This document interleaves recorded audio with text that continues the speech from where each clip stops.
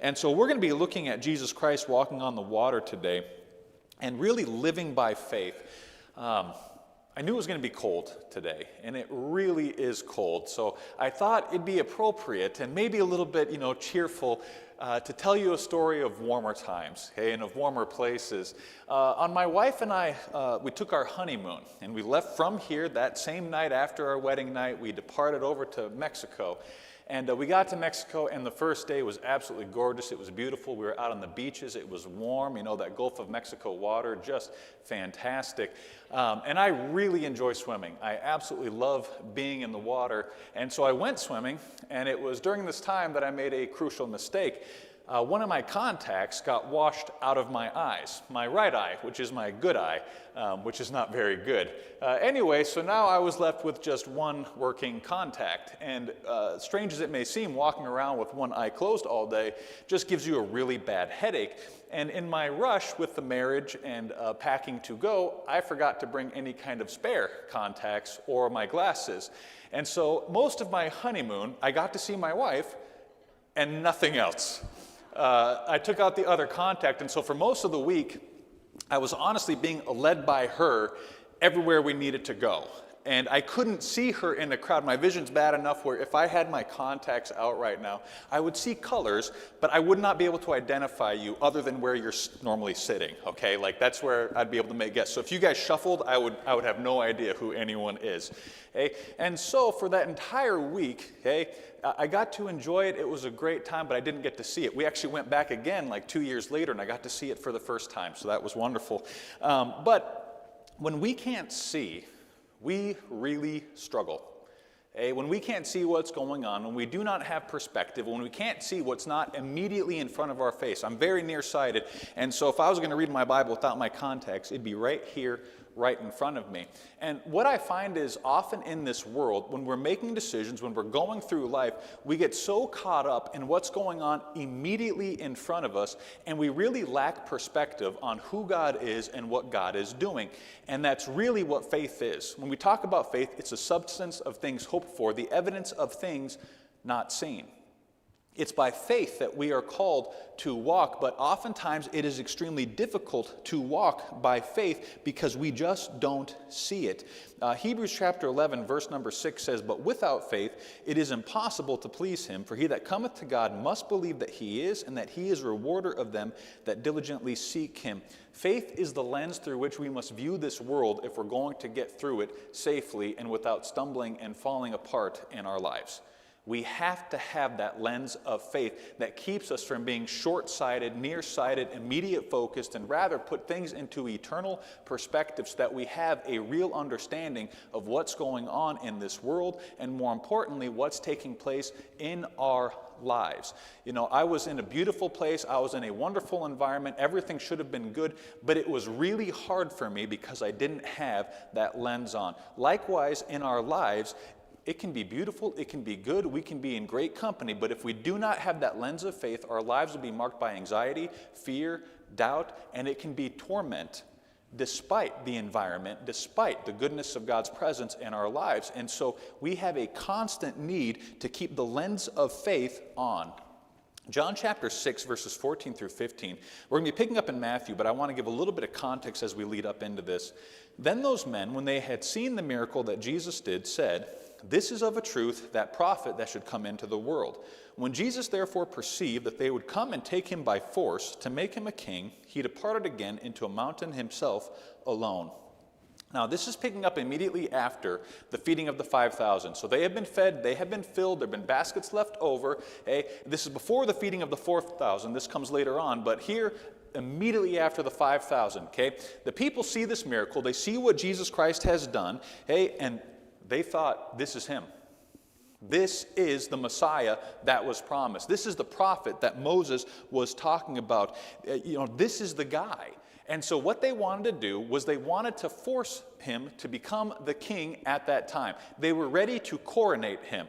Now, there is a good side to this and there is a bad side to this. The good side of this is they recognized who Jesus Christ was. The bad side was they placed an expectation on him that he was not there to fulfill at this time. And you'll notice this, that he departed again into a mountain himself alone. They wanted to force him into submitting to their will. You know, the people at that time, their will was that they would be freed from Roman oppression. Their will was that that kingdom that was promised in the Old Testament would come immediately. And they saw him and they said, that's the guy, let's put him on the throne, let's make this thing happen. As we're talking about in the context of faith, all too often what I find in my own life and in the lives of others is that when we talk about I have faith in God, the faith that we are talking about is I have faith that God is able to do this very specific thing that I want him to do. And I want to almost take him by force. Where is God in this? Where is God in that? Why can't I have God here right now? And we need to have faith in God in all situations, but your faith does not make God do whatever it is that you think you want him or need him to do. I believe that God can give me $1 billion tomorrow. I believe he can do it. I don't think it's his will. I will let you guys know on Wednesday if anything comes up. Via, being back in Mexico. No, I'm kidding. But just because I believe God can do it does not mean that he is obligated to do it. And you could even say, and these men and women could have said the same thing, but didn't God promise to do this? Yes. God promised that one day the Messiah would come, he would free his people, he would set up a kingdom whose rule will know no end. Yes, he absolutely promised that. But it wasn't the right time. And God was still going to fulfill that promise. He is still going to take care of us. But I want you to understand, having faith in God doesn't mean I believe that God is going to do this specific thing, and if he doesn't do this specific thing, I'm going to be discouraged, I'm going to be defeated, I'm going to be beat up because he didn't meet my expectation. Having faith in God is not the same as having an expectation of God. We get our expectation from God. Here's what God tells us, that he will take care of you. God does not tell us that he will take care of you by doing whatever it is that you imagine is necessary for that to take place. Yes, God was there to free them, but he had much bigger fish to fry, than the seat of Herod or Pilate. He was looking after the throne in heaven. God's ways are not our ways, and so learning to trust him despite the immediate surrounding and not trying to force God and saying it's by faith, to do that. You ever seen someone that, they read that passage and they say, by faith you can move mountains. And so they start trying to move all the different mountains around here, like they're going to force the hand of God because their faith is so great. That's not how this works. Faith is trusting God no matter the circumstances, no matter what is taking place, and that he knows best. It is taking your trust and placing it in him. God is not obligated to act in the way our faith would have him to act. He does not have to do what we want him to do. Verse number 22 in Matthew chapter 14, and straightway Jesus constrained his disciples to get into a ship and to go before him unto the other side while he sent the multitudes away. Now, picking back up in Matthew, and this is where we're going to be in the narrative throughout the remainder of this message, but in verse number 22, again, they want to make him king. He says no. He tells his disciples, let's get out of here. At the moment, they wanted him to be king. They believed he would be the king, but he was not the king that they imagined. It was not time for that to take place, and so he sent them away. And I'm sure it caused a lot of consternation and doubt among the people. Imagine, you're the Messiah, you're the king. We want to put you on the throne, and Christ says, no, go home. He sent the multitude away. I wonder if there weren't some doubts raised in their mind at that time. I wonder if there wasn't some, is he the king? Is he really who he says he is? He's God, and yet he didn't do what I thought he should do. Then we can start to question and feel hurt, dismissed, uncared for, despite the fact that they were just miraculously fed. I mean, imagine, you're thinking, he's the Messiah, he's the king, he's going to do it, and then he doesn't. And you leave walking away wondering, does he even care? Does he not know? Does he not understand what's taking place? Is he really who he says he is? Is he really capable of doing what he says he is one day going to do? Despite the fact that they had just been miraculously provided for, their stomachs were still full from the providence of God and his power, and yet there was still areas to doubt. And I have found over and over again in my life, when my faith starts to get shaken a little bit because times are hard, because things are difficult, because I had a hope that God was going to do something, my stomach can still be filled from the previous of God's blessings while I'm wondering, why didn't he do this? What they were lacking was perspective. And that's why I really wanted to start this from the very beginning. They were lacking in that perspective. They had the food. God was taking care of them. He's providing for them things that they couldn't even begin to understand. He had such bigger fish to fry, if you will, than, sitting on the throne in Jerusalem at that time. He was going to pay for the sins of the world. He was giving them an eternal home, not a temporary one. And yet they lacked the foresight, they lacked the ability to understand. Why? Because they were so concerned about this coming kingdom and this earthly kingdom that they were looking forward to that they completely forgot about the heavenly throne and the eternal satisfaction that Jesus Christ himself was looking after. And sometimes in our life, I think it's a good thing for us to step back and we wonder, where is God? What is he doing? Why isn't he doing what I think he's going? God has taken care of us in ways that we can't begin to comprehend in the moment. He is doing things that we cannot even begin to fathom, where if you were to sit down and try and explain, hey, here's how all these different pieces fit together, and here's how we get to the end, we would look at that and say, that's ridiculous. That's never going to work. Well, that's the point. It is only by the hand of God and what only he can do that we have every last part of our being, and again, it is always going to be by faith. And so he sent them away. And when he had sent the multitudes away, he went up into a mountain apart to pray, and when the evening was come, he was there alone. Now, I think it's important to note that Christ chose to just be alone for a while.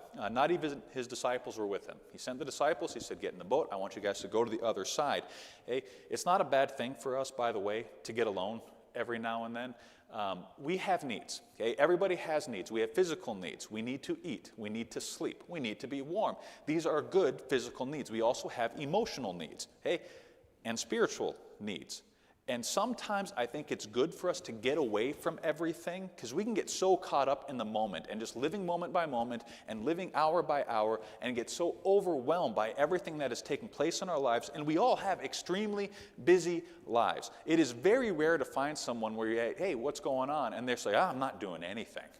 I got nothing going on in my life. Oh, really? Yeah, everything is great. Everything is wonderful. No problems whatsoever.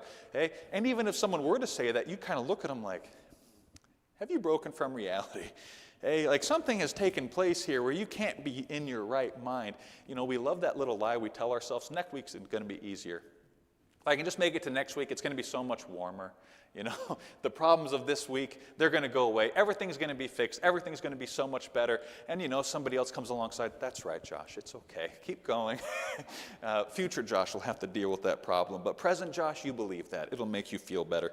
Hey, but we need time to get away.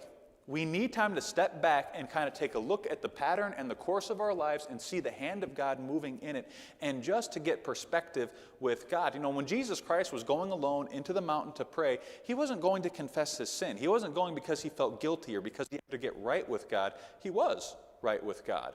But he still needed that time to refresh, okay, and just get alone with God and to have the mind of God.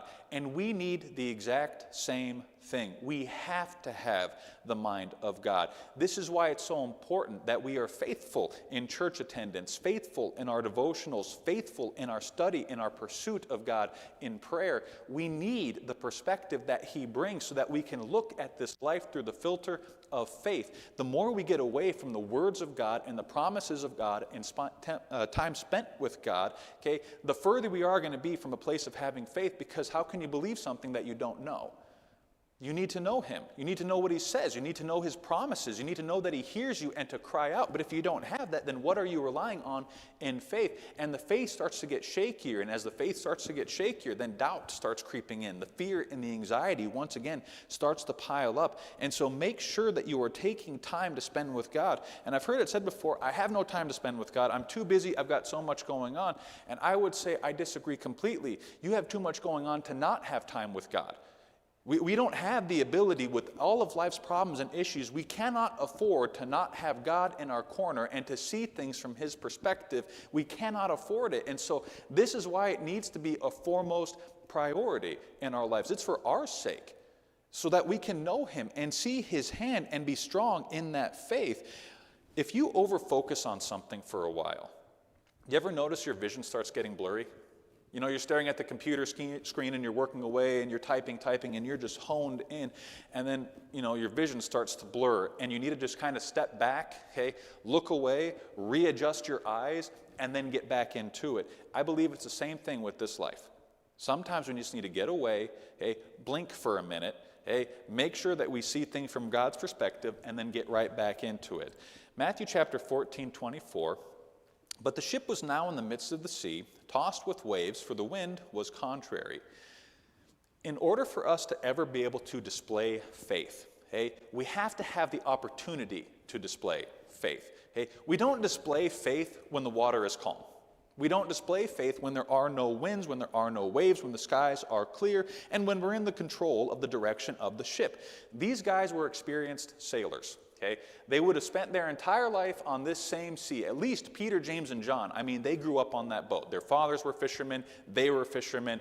All their adult life, they had been on that sea. They knew where the fish were. Okay? They knew where their boat was supposed to go. And this, again, it's not like a massive, gigantic sea. I mean, you can see from one side to the other on a clear day. Okay? So, I mean, they knew this lake, basically, like the back of their hand, and so they were comfortable. This was something that they were familiar with, and you really put it into perspective. I mean, the disciples had left all and followed after Christ, okay, where they really didn't have a home, where they really didn't know what was going to happen next, where the next meal was going to come from. And so to them, it probably felt like they were living by faith every single day. I mean, that's how their life was spent. They were following after Jesus Christ. They didn't know what was going to happen next. They didn't know what was going on next. They're following after him. And so they thought they were living by faith, and I believe they absolutely were. And so now they're going to go back onto this lake, and they get into this boat, and at least 3 of those guys, they're in their element. Like, I mean, imagine going back. Okay, Peter, later on, when he was discouraged and quit the ministry, what did he go back to? The boat. He found a comfort in that boat. He found something that, okay, you know, I failed as a minister, I failed as a disciple, but at least I know how to catch a fish. And so he found his comfort and he found his place where, okay, this is something I'm in control of in that boat. And so as they're going in that boat, these guys would have been in their element. They probably would have found it to be a very nice diversion and a nice break, okay, from the toil of ministry. And while in the midst of that, you know, diversion, the midst of that break, the storm starts to pick up. Now, at first, I imagine, hey, maybe, just maybe, they kind of enjoyed it a little bit. And you say, what do you mean? You know, a little bit of the choppy water, and they're fighting against the sea, and this is their element. And everybody romanticizes the sea, especially sailors. And so maybe they're thinking, I'll show these other disciples how it's done, and, you know, hoist the mainsail, and, you know, they're having a good time of it, but then it gets worse. You know, and suddenly the fun starts to leave and you start, you know, finding a little bit of worry enter in. And then everything starts going wrong. The wind was contrary to them. You know, they were experienced and no doubt had dealt with many storms in the past, but as it continued to grow, the more desperate they became until they were completely out of control. They were tossed back and forth, and the wind was contrary. Okay? Now, I don't know entirely what that means. I imagine that it was pushing against them from the way that they wanted to go, and so it felt like everything was just going and pushing against them. But I also like to imagine that it just didn't matter which way they tried to adjust or which way they tried to change, and no matter what they tried to do, it was like the wind was in direct opposition to them, where if they try to turn this way, that's the way the wind was coming from. They try and go the other way, that's the wind that's coming in. And maybe there have been times in your life, and I've heard it said, you know, nothing's going right. Doesn't matter what I try, doesn't matter what I do, doesn't matter what happens, okay? Everything is going wrong, and it just falls apart. And it feels like every wind in life is running contrary to where you are, where you're trying to go, and no matter what you do, it is just hard and just fighting every step of the way. And it can be, honestly, panic-inducing. Mark chapter 6, verse number 48 gives us a little insight. Jesus Christ, on the mountain, the Bible says, and he saw them toiling and rowing. Now, jumping in the narrative to Mark, we find that Christ was not ignorant to their plight. He saw them. He knew they were toiling. He could, with his clear vision, he saw these guys are struggling. And if you remember, I didn't really focus in on it at that point, but it was Christ who constrained them to go. In fact, the Bible says that Christ compelled them to go. You know, that word compelled, it says he made it necessary that they should cross. And the idea that he compelled them, maybe, just maybe, and the Bible doesn't, give us this insight, but maybe the disciples looked at this, and there could have been a couple different reasons. Maybe Peter, James, and John, they're looking around like, these conditions aren't really favorable for us to cross, Lord. Like, red skies in morning, sailors take warning. Maybe there was a red sky that morning. They're looking, and they're saying, you know what? This isn't looking so good. I don't know if this is really the time that we should go. And Christ says, no, I want you to go. Hey, you're going to go anyway. Or maybe it was that they were leaving him behind. Maybe like, okay, Christ, are you sure you can't come with us? And he says, no, I want you guys to go ahead. Like, are you really sure? Because the last time we were in a boat, okay, you were there, you were sleeping, we were going to get destroyed by a storm, and then you got up and you calmed the storm, and that was really nice. So if something goes wrong again, it'd be kind of cool if you were there to make sure that didn't happen. And so could you please come with us? In case of emergencies, wait Christ kind of a deal.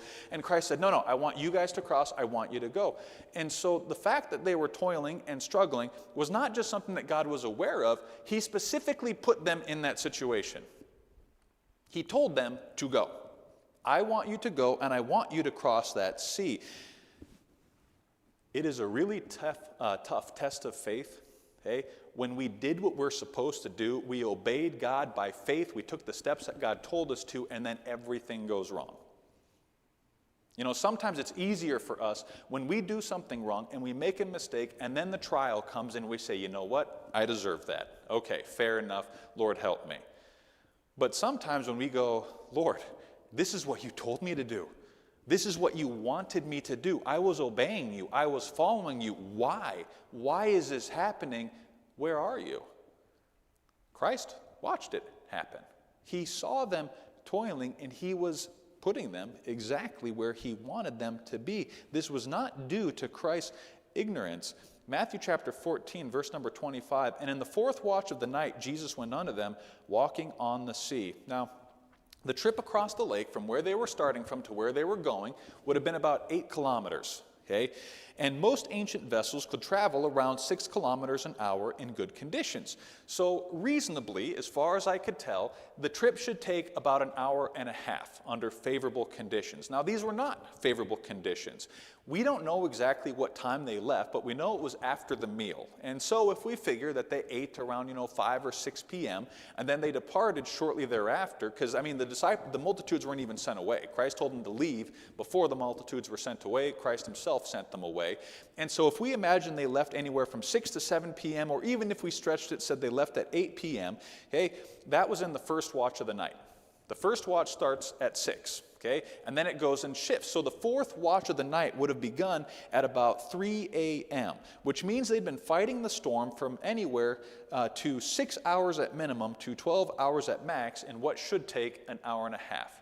It was taking anywhere from twice as long, okay, to about 8 times as long is what it would normally take. And John adds a couple of interesting details as well. They were between 25 to 30 furlongs in, which is only about 75% of the way there. And in those conditions, they could not see shore. There would be no reference point to know how far they had gotten, but they were not close yet. They still had a long ways to go, and they'd been fighting that point all the way across. And again, the more tired you are, the harder it is to fight, the more it feels like you're getting pushed back. You ever been swimming and you realize you're swimming against a current and you're fighting, and at first you make some progress, but after a while, you start to feel, your muscles tighten up, you start to feel tired. You're just kind of, you're burning out. And now the current, even though you're swimming against it, is actually pushing you backwards. I wonder if these 12 men, as they were rowing and taking shifts over the course of anywhere from 6 to 12 hours of fighting against it, being cold and wet in the dark with no hope, with no land, I think they were just about at the point of giving up and just seeing where the wind was going to take them, because there was no fight left. They were burnt out. And if you remember, they were already tired. That's why they first went to the mountain to go and to be apart, because there was so much going on. And then Christ said, no, I have mercy on the multitude. We're going to serve a little longer. We're going to work a little more. So they had spent the rest of the day hiking around this mountain, passing out food. And now they had been rowing a boat for hours on hours on hours. And those guys have got to be thinking, this is the worst vacation ever. We were supposed to be getting away from this. What am I doing here? This is not how how it's supposed to be. Is it? Is this supposed to be this hard? This is supposed to be a time of refreshing and of resting and of recuperation, and it has been anything but. They were emotionally drained, physically drained, spiritually drained. They were all out. They were just plain gassed. Mark chapter 6, verse number 48, Jesus comes walking out to them. And the end of verse 48 says this, and would have passed by them. Now Christ came walking on the sea, and there's a note here in Mark that I really want to point out, okay? Now, he made as though he were going to pass by. My first inclination whenever reading this passage, okay, is to think that it's funny. Okay? Now, forgive me for that, but I just think it's funny that these guys are in a boat and they're toiling, and then over to the side, Jesus Christ is just walking by, hey guys, and makes like he's just going to keep walking by, like, how's it going? And then keep going. But understanding the condition that the disciples were in, I don't think he was messing with them. I don't think he was playing a prank on them. They were burnt out. They were tired. They were hurting. They were wondering if they were ever going to see land again at this point. You know, one day, when we see things from heaven's perspective, you know, one day when we go back into heaven and we finally get to understand the scope of our life, when we see things clearly for the very first time, the Bible tells us in 1 Corinthians 13:12, for now we see through a glass darkly, but then face to face. You know, right now it's hard to see. It is dark. It is difficult. But when we get that heavenly perspective and we see, you know, where God has been in our lives and how he has worked and how he has moved and how he has always been there for us, even in ways that we didn't comprehend at the moment, I think we're going to find ourselves relieved and thankful at the presence of God and his work in our life. I don't think we're going to end up in heaven disappointed. You know, I was wondering where you were, God, and it turns out I was right to worry, is not going to be what we're saying in heaven. We're going to see, oh, you were right there the whole time. Everything was just fine. He made like he was going to pass by, but it was never God's intention to pass them by. He was waiting for them to call on him. And you'll notice that he answered immediately. Matthew chapter 14, verse number 26, and when the disciples saw him walking on the sea, they were troubled, saying, it is a spirit, and they cried out for fear. Now, when they saw Christ, okay, what they were actually seeing was the answer to every problem they would ever have from now through eternity. They saw him, but they did not recognize him as the answer. In fact, they recognized him as more trouble.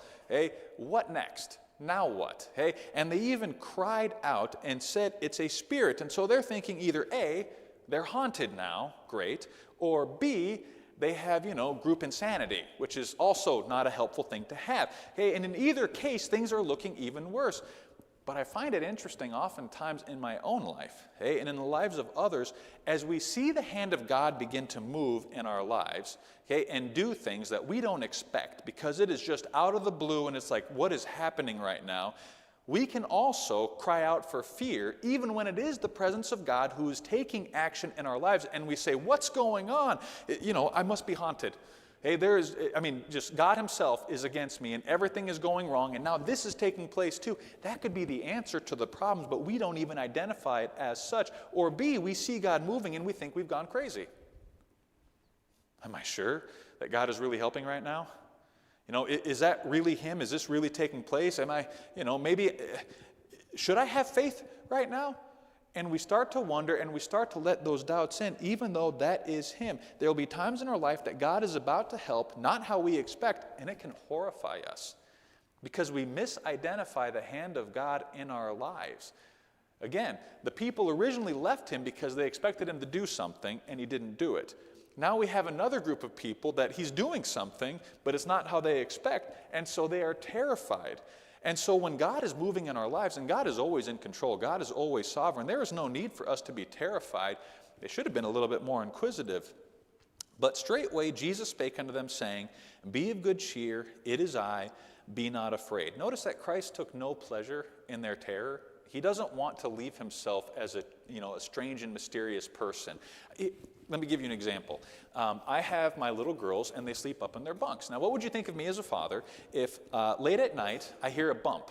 okay? And there's just random bumps in my house, normally because water bottles are dropping from top of bunk beds, but I'm still going to go check them out. So I go and I check it out, and I'm upstairs, and I'm trying not to wake up my daughters, okay, as I'm going. I'm not going into the room, busting open the door, turning on the lights, and what was that noise? It's just not a very conducive way to solving this mystery. Okay, so I start walking in, and I'm not trying to be creepy, I'm trying to be quiet, okay? And so, I'm carefully walking through, and it's dark, they can't see. One of my daughter wakes up, okay? Now, she can't really make me out at this point. I am dark, I am mysterious, I am tall, I am big, and so from her perspective in that moment, being woken out of sleep and having no idea what's going on because she lacks perspective, okay, she is terrified of me, okay? She says, "Who is that?" Now, I have a question for you. Should I, option one, play into the terror and, make a spooky voice and start, doing weird things? Or B, say, "Honey, it's me. It's okay. It's just Dad. I'm just checking on you." Hey, if you go with option A, we need to do counseling. Okay, give me a call. Hey, it should be option B. "Honey, it's fine. I'm here." And what's interesting is when she realizes that I am here, that same figure that once gave her terror now gives her comfort. Instead of being scared because there's a stranger in her room, she now feels safe because Dad is in the room. What's happened? She heard my voice, even though she couldn't clearly see me. She recognized my voice, and because she trusts me, suddenly that problem isn't a problem anymore. That's what happened with the disciples here. This image that they couldn't understand, that they couldn't relate to, that they had no idea what's going on, that is outside of their expectation, and yet they hear the voice of Jesus Christ saying, "Be of good cheer, it is I, be not afraid." When things look dark in our life, you can cry out to your Heavenly Father, and He gives us an answer, and He comforts us in all our tribulation. That's what the Bible promises, not in some, but in all of our tribulation there is comfort in Christ if we will call out to Him. So cry out. Let Him comfort you through His word and through His promises. Matthew chapter 14, verse number 28, "And Peter answered Him and said, Lord, if it be Thou, bid me come unto Thee on the water." Now, something really interesting happens at this point. Maybe you've noticed this, maybe you haven't, but up to this point in the narrative, okay, Peter's not really a major player. Okay? Like, there hasn't been really that stand out about Peter for who he is at this point. Yes, he was involved in a couple miracles. Yes, we see, they were kind of based out of Peter's house, but he's not really been like this leader, if you will. The only time we see him kind of really grouped out, okay, is when he went with Peter, James, and John to the healing of Jairus' daughter. Like, that's the only time he's been singled out at this point. You see a couple questions and conversations, but nothing that separates him from, a Matthew or a Thomas or anything like that. Okay, but here we find something truly special and unique. Peter sees the Lord, okay, and when he saw the Lord, again, what is Peter's perspective? He grew up on this sea. He was a man of the sea. He was a fisherman. He knew it like the back of his hand.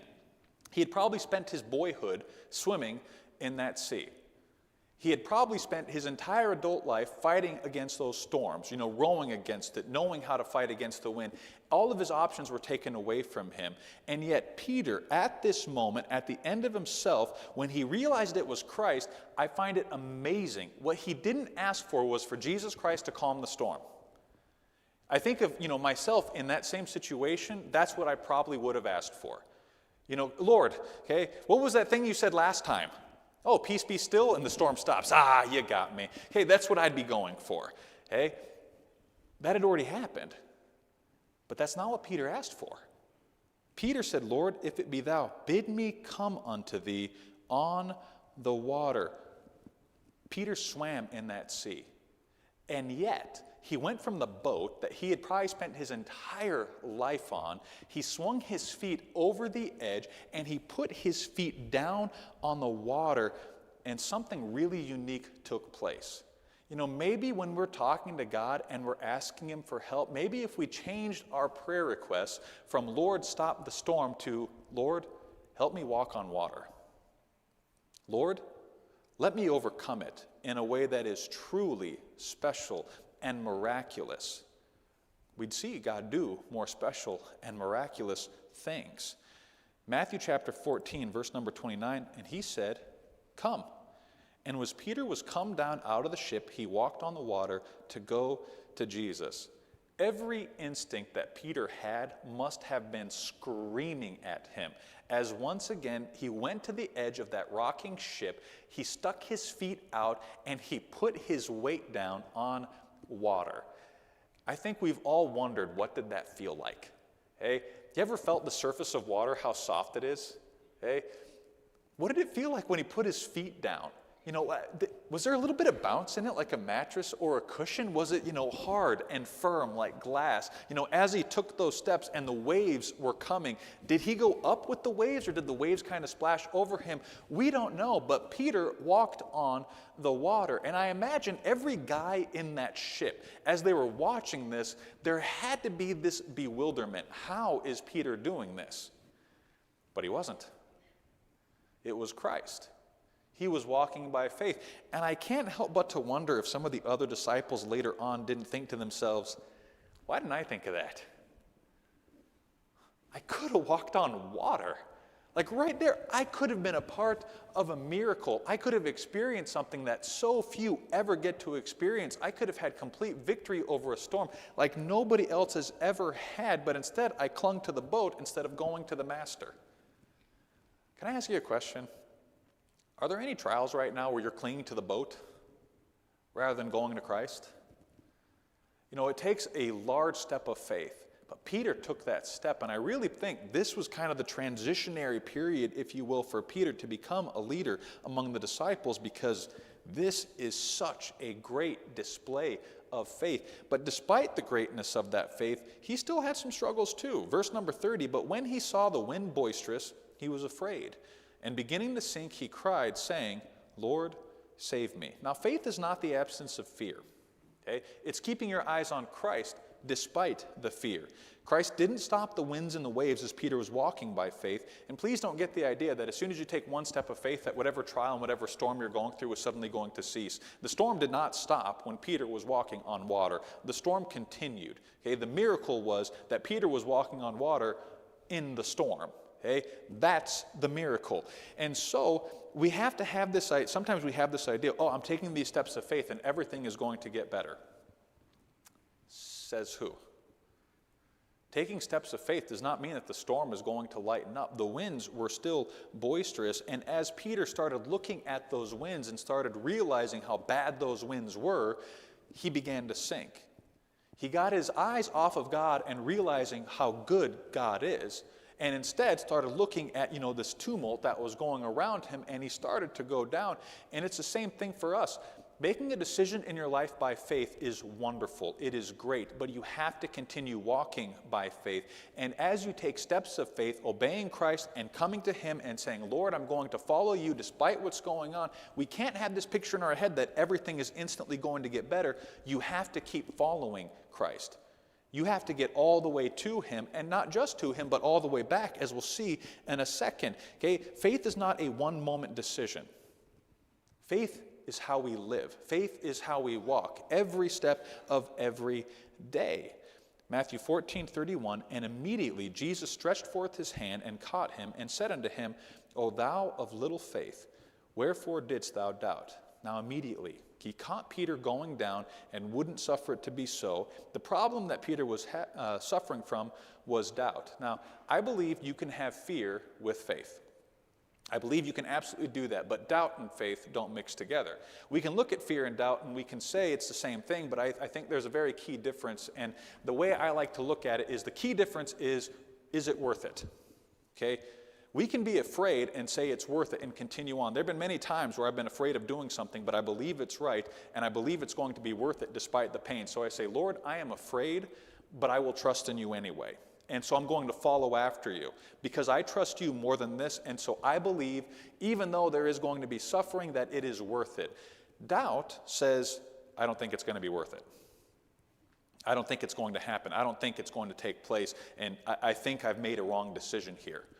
Okay, you can have fear and reinforce the right decision. I can be afraid and I can still get a parachute on and jump out of a plane. But if I doubt that parachute, I am not jumping out of that plane. And that's the difference. Peter started having doubt come in. And when you think about it, Jesus Christ, and from his perspective, it is interesting. You know, what was the difference between the first step and the seventh step to Christ? It's nothing. I mean, you had the faith to take the first step and the second step and the third step.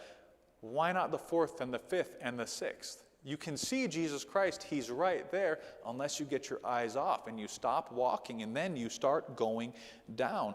So often in life, people will start focusing on all these different problems, okay, myself included. And as you start focusing on those problems, you will start to feel yourself sink down in the mire of despondency, in the mire of despair, in the mire of doubt. What's going to happen? What are we going to do? How am I going to make it? What's taking place? And it's done in ignorance of the one who got you thus far. If we would get our eyes back on him and in what he's doing and in his purpose and his intention for our life, hey, we'll be able to walk on water once more. He'll take us by the hand and he will bring us right back up. Verse number 32, and when they were come into the ship, the wind ceased. Then he walked with God. He walked with God, and I imagine hand in hand, all the way back to the ship. They climbed on, and as soon as they got into the ship, then the wind ceased. I want you to understand, walking with God does not mean the absence of problems in your life. They're always going to be there. They're always going to be prevalent. And sometimes they're going to feel overwhelming. Yes, there are seasons of peace, but we're really not going to know true peace, and freedom from all of life's problems until we really enter into that haven of rest, until we get back on board in heaven. Until then, we're going to have to learn to walk with Christ each step of the way and every day. Matthew 14:33, then they that were in the ship came and worshipped him, saying, of a truth thou art the Son of God. We're going to close with this thought. But at the end of it, when they saw this miracle, when they saw the power of God, they worshiped him. They really appreciated him for his goodness, for his greatness, for his providence.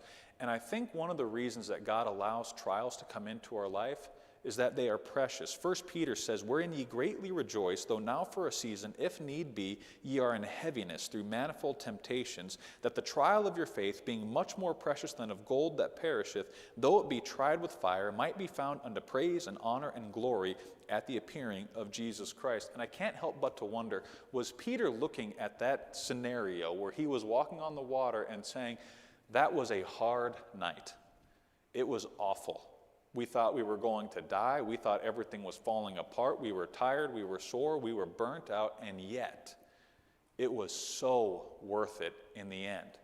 And having that perspective, looking back and saying that trial of our faith, it helped me to understand how good God is. It helped me to experience something that nobody else has gotten to experience so that I can relate the treasures of the goodness and the glory and the honor of Jesus Christ in such an incredible way.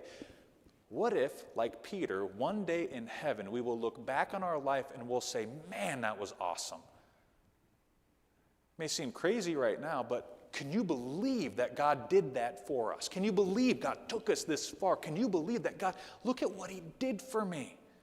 And I'd have never known it from the comfort of the shoreline. I want to know what it's like to walk on water.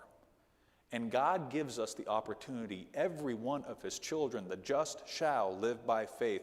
Jesus Christ is the just one, and we are in Christ, which means we who are just will live by faith. I'd much rather spend it walking on the water than a little bit seasick as life takes me back and forth, up and down, all over the place in worry, anxiety, and fear. We need to learn to walk on water, and that's only done by faith.